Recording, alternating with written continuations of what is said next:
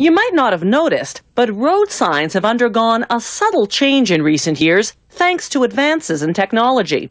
Today's signs are more reflective than ever. You can actually read them in the dead of night, even when the only source of illumination is your car's headlights.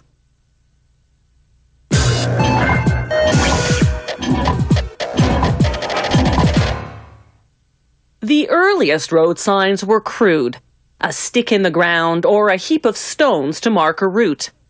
In the Roman Empire, stone posts were erected along roadsides at regular intervals, indicating the distance to Rome. Centuries later, stone marker systems gave way to wooden cross signs pointing in several directions at once. The international system of road signs we know today came out of the first International Road Congress held in 1908.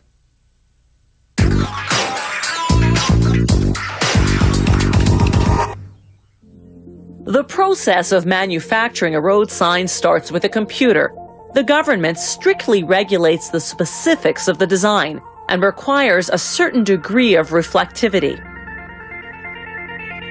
The computer's specialized software guides a machine to cut the design on a sheet of film.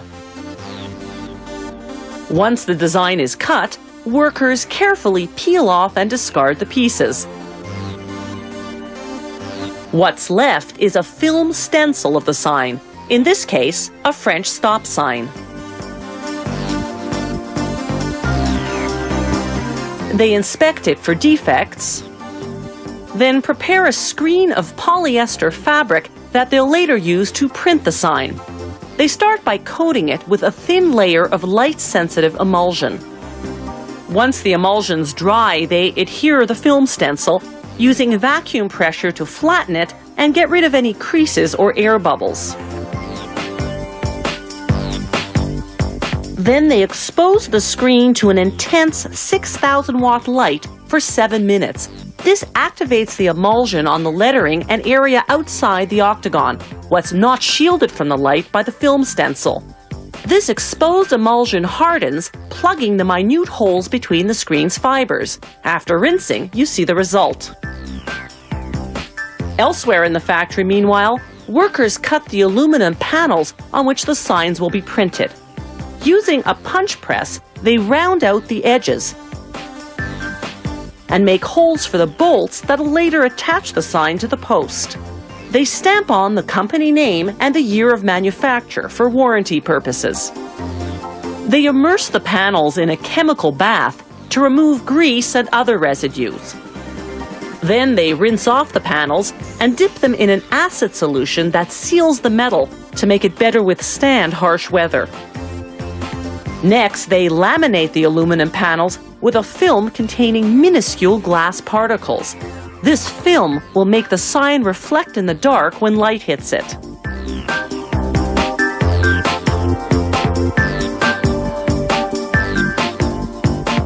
Then they cut the panel to the final shape.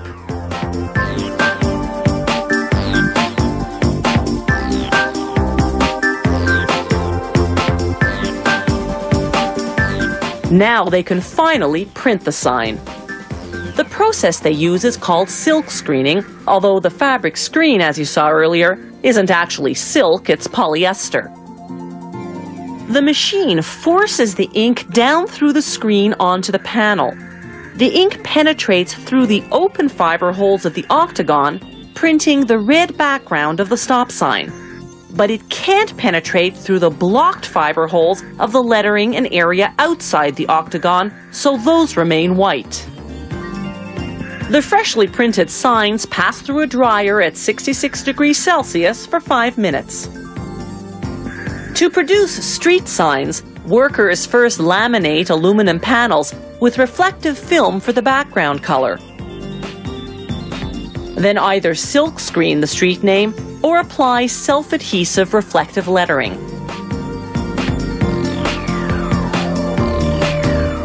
But it's back to the silk screening process for printing multicolored signs. Workers print them one color at a time with a drying cycle between colors. All the film stencils are carefully stored for future use. The printed signs go into an oven for a final curing at 176 degrees Celsius, an hour for a one-color sign, a half hour per color for a multicolored sign. The ink is transparent enough not to block the reflective film underneath. Therefore, the entire sign, not just the lettering, is highly reflective.